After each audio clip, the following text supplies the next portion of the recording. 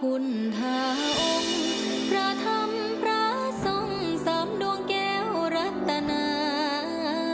ขอนอบน้อมแล้วกราบวันทาสังฆาบูชาสุปฏิปันโนกายวาจีมโน